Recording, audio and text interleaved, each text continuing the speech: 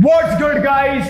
This is Asim Ali and I am back with another video. I hope you are all having an amazing day, and in today's video we are going to talk about the stupid myths of bodybuilding and the reason why they are stupid. So without further ado, let's get on!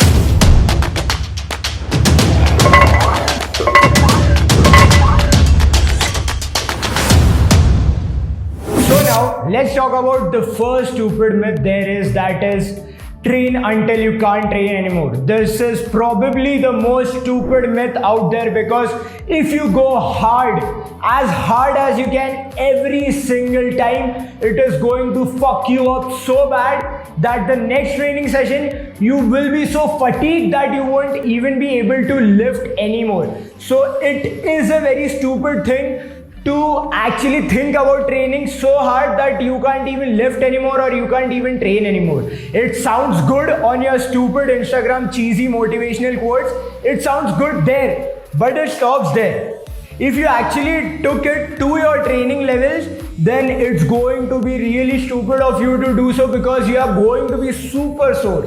You are going to be so sore that you might not even be able to train for the next few days, or even if you push through that week, you are not going to be able to train in the next week, or you might even end up injuring yourself because you went all out, you left nothing in the tank, which is not a good thing always. It's okay to go all out sometimes. It's okay to go to the failure. It's okay to go all in like there's nothing left in your tank, but it's good sometimes. If you actually follow that schedule for a long term, it's going to fuck you up massively. So don't believe this stupid myth that you have to train until you can't train anymore. Now let's move on to the next myth. Stay away from sugar. Once again, a very moronic myth out there, because people actually think that it might end up exacerbating your diabetes. Now to a certain extent that's true, but I'll get back to that again. And the other thing that people actually think is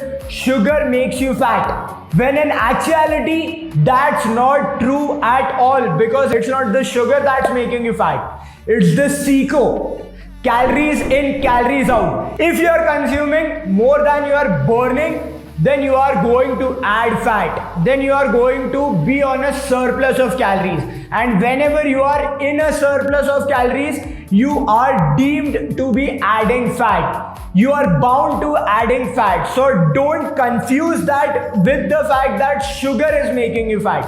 Yes, sugar has more calories.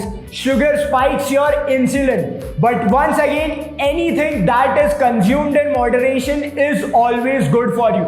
Plus, if you actually consume sugar, and if you actually have cravings, especially if you are someone who has a sweet tooth, and if you have cravings of sugar and you like to have sugar in some way or the other, like you might not consume sugar directly, that is going to be very moronic. So don't do that if you are someone who does that. But if you want to consume sugars through some other things, through some sweets, through some chocolates, it's okay for you to have those until and unless it's in moderation. So nothing is bad for you, once again, if it's in moderation. Now talking about diabetes, that is where once again, if it's a genetic thing for you, then it's going to affect you. But once again, it doesn't have to affect you if you consume it in moderation. Now one of the things that we always have a problem with is we always like to consume anything in excess, anything and everything in excess. So if it's sweets, we like to consume that in excess. If it's anything that is of your choice that you actually enjoy, we like to consume it in excess. But if we actually keep it in moderation, it's not going to fuck you up. So you don't actually have to stay away from sugar. Now let's get on to the next myth. Eating more than 30 grams of protein per meal is pointless. Once again, there's this huge misnomer in the bodybuilding and fitness fraternity that if you consume more than 30 grams of protein per meal, you are not going to be able to metabolize it, you are not going to be able to digest it, which is once again super stupid, because your body can consume a lot of protein at once, and at the same time, let's take someone who does intermittent fasting. How the fuck are they supposed to metabolize all of that proteins? Because at the end of the day, at most they are consuming 2 to 3 meals a day. And someone who's a big guy, who's very muscular, who needs to consume 200 grams of protein per day, how the fuck is he supposed to consume that much protein if he's only consuming 30 grams of protein per day? Do you actually think that makes sense? Like, he has to consume 60 to 70 grams of protein per meal to actually hit his protein target. Now, if you actually think about it, there's this huge misnomer once again, because people actually think that because some of the doctors actually made that claim that if you're consuming more than 30 grams of protein per day, it's going to fuck you up, when it's not actually true. Now, let's take an example here. Now, if you are someone who's just getting into fitness, who has no prior indulgence in fitness at all, now that is going to be the person who might not be able to digest those 30 grams of protein per meal or more. Because what's happening here is, because that person has never indulged into any kind of fitness, any kind of sports, he is going to be fucked up because he might not be able to metabolize it. But if you are someone who's active, who's working out, who's doing his cardio, you are not going to be fucked up by consuming more than 30 grams of protein per meal. So once again, remove this idea of you not being able to consume more than 30 grams of protein per meal. It's really moronic. Your body is really smart and it can metabolize the protein if you are active, if you are working out, if you are doing your cardio. So get rid of this huge misnomer from your mind right this second. Now let's move on to the next point. Don't train without stretching first.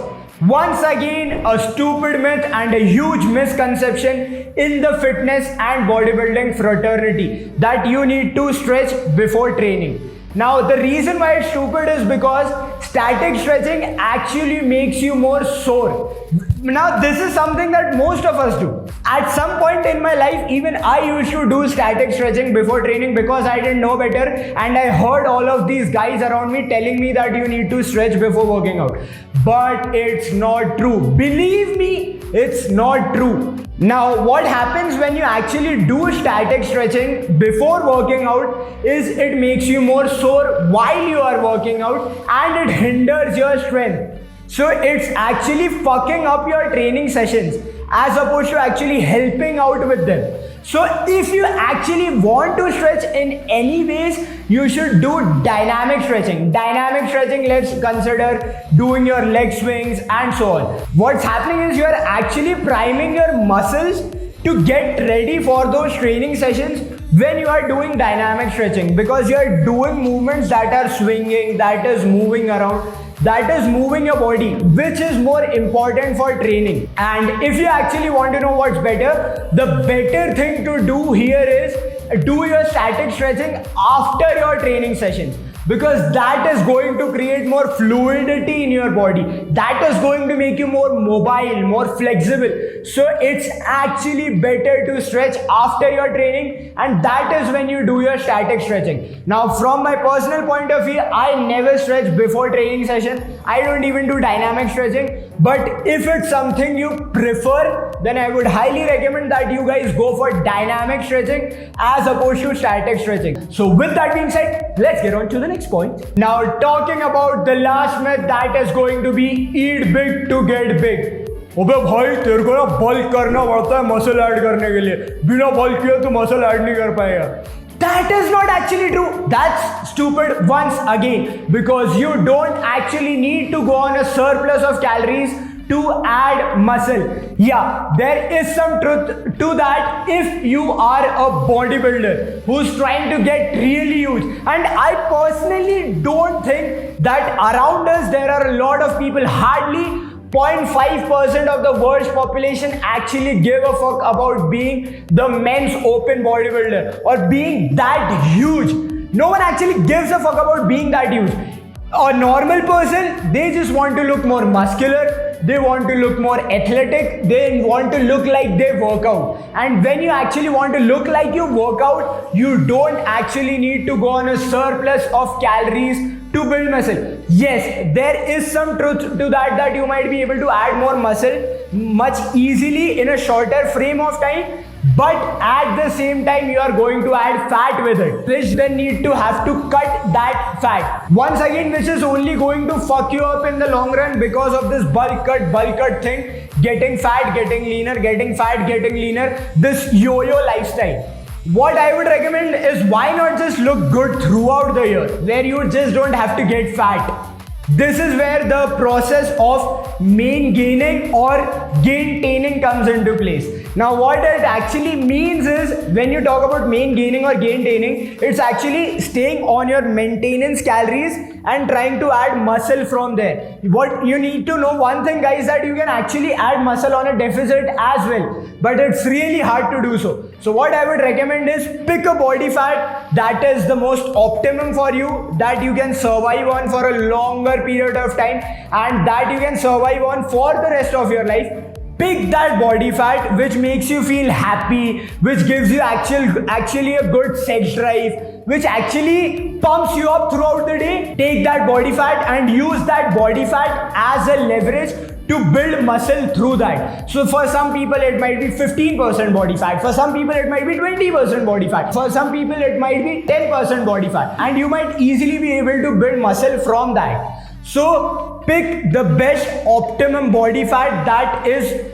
most comfortable for you out there, and try to stay on maintenance calories and build muscle from that instead of going on surplus of calories.